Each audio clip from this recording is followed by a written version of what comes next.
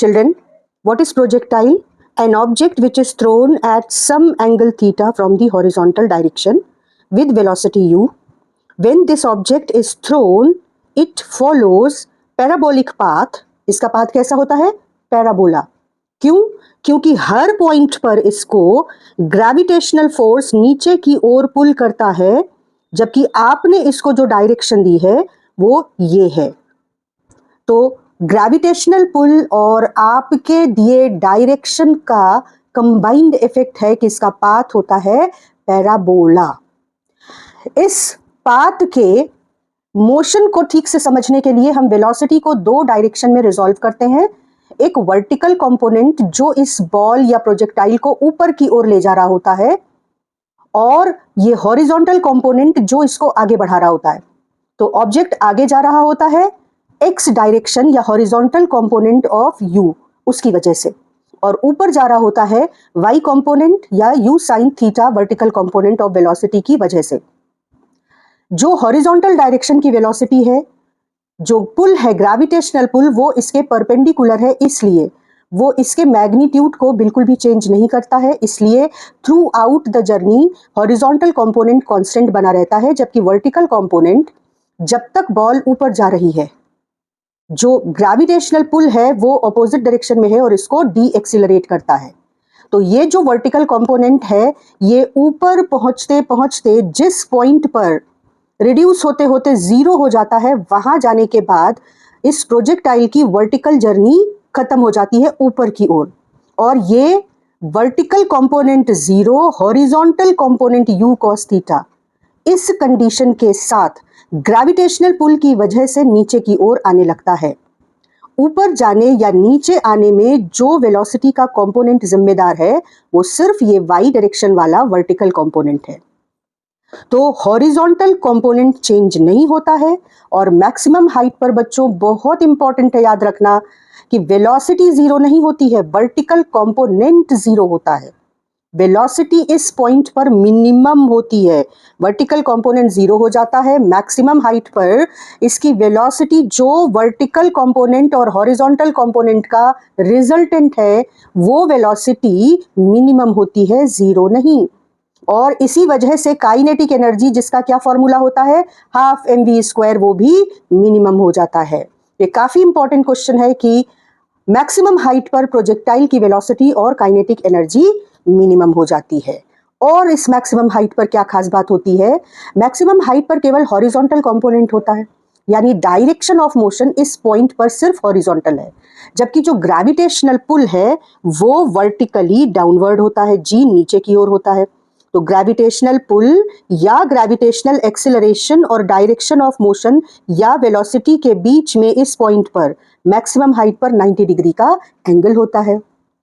और क्या इंपॉर्टेंट बात है जो ध्यान में रखने वाली है कि प्रोजेक्टाइल जब 45 डिग्री एंगल पर फेंका जाता है, तब उसकी रेंज मैक्सिमम होती है. आप थीटा की जगह, जो कि एंगल ऑफ प्रोजेक्शन है, 45 रख देंगे तो ये साइन 90 हो जाएगा 1, और जो मैक्सिमम रेंज है उसकी वैल्यू आ जाएगी u²/g. दूसरी इंपॉर्टेंट बात क्या ध्यान में रखने वाली है बच्चों? रेंज ऑफ प्रोजेक्टाइल, मतलब एक प्रोजेक्टाइल अगर दो डिफरेंट एंगल्स पर फेंका जाता है तो उसकी रेंज अलग अलग होती है.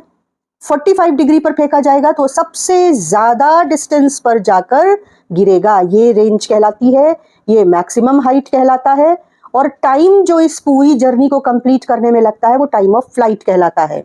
लेकिन अगर कोई प्रोजेक्टाइल थीटा एंगल पर फेंका गया, जैसे 30, तब उसकी जो रेंज है, और 90 माइनस थीटा पर फेंका गया, जैसे 90 माइनस 30 60, तो कोई प्रोजेक्टाइल अगर 30 डिग्री एंगल पर फेंका जाएगा तब भी वो सेम डिस्टेंस कवर करेगा, और 60 डिग्री पर फेंका जाएगा 90 माइनस 30 तो भी सेम एंगल कवर करेगा. और ये हम कैसे प्रूव कर पाएंगे?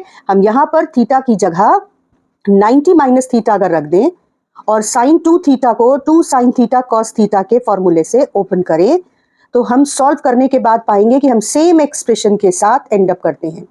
मतलब थीटा पर भी यही फॉर्मूला मिलता है, और थीटा की जगह 90 माइनस थीटा कर दो तो भी सेम फॉर्मूला मिलेगा.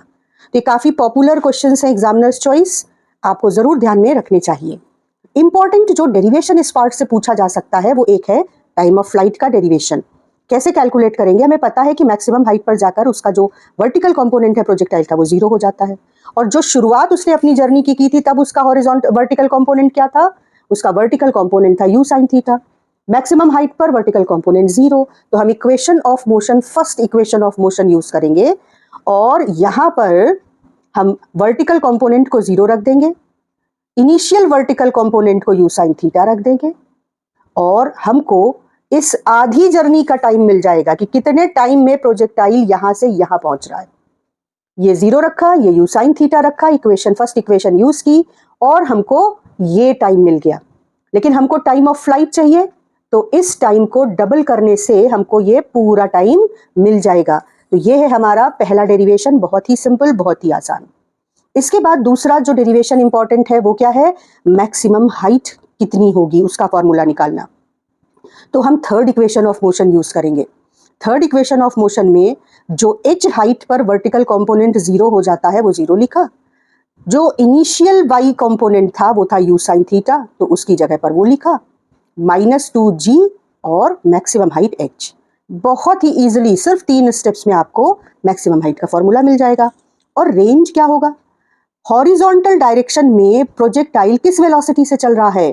x कंपोनेंट या हॉरिजॉन्टल कंपोनेंट से, और पूरी जर्नी में उसको कितना टाइम लगता है? Time of flight. तो horizontal distance is velocity into time, horizontal velocity into time. 2 sin theta cos theta, ये sin 2 थीटा हो जाएगा, u स्क्वायर अपॉन g। इस तरह से रेंज मिल गई। रेंज में जब आप 45 रखोगे तो आपको मैक्सिमम रेंज की वैल्यू मिल जाएगी, जो हम अभी डिस्कस कर चुके हैं। यहाँ पे इन फॉर्मूलों को याद करने की एक छोटी सी ट्रिक है, फनी है लेकिन आपको काम आएगी। देखो, H अल्फाबेटिकल ऑर्डर में पहले आता है, फिर R, फिर T, तो HRT। अब जरा इनके फॉर्मूले ध्यान से कंपेयर करो। u square sine square theta upon 2g, u square next जो R है, नेक्स्ट जो क्वांटिटी है प्रोजेक्टाइल मोशन में इंपॉर्टेंट, H के बाद R, HRT सीक्वेंस याद रखना। तो जो नेक्स्ट क्वांटिटी है उसमें u स्क्वायर तो रहता है, लेकिन साइन के ऊपर जो 2 है वो साइन के बगल में आ जाता है। साइन स्क्वायर थीटा की जगह साइन 2 थीटा, और नीचे g रह जाता है, ये 2 गायब हो जाता है। तो कंपेयर करने से हमको ये फॉर्मूले इजीली याद हो जाएंगे। और जो ये तीसरा है उसमें देखो क्या होता है, T में लास्ट वाला जो है, ये 2 गायब हो गया और यहाँ 2 आ गया, और ये जो u स्क्वायर है ये u हो गया। तो इस तरीके से अगर याद करोगे कंपेयर करके सीक्वेंस में HRT, तो तुमको ये तीनों फॉर्मूले जल्दी याद होंगे।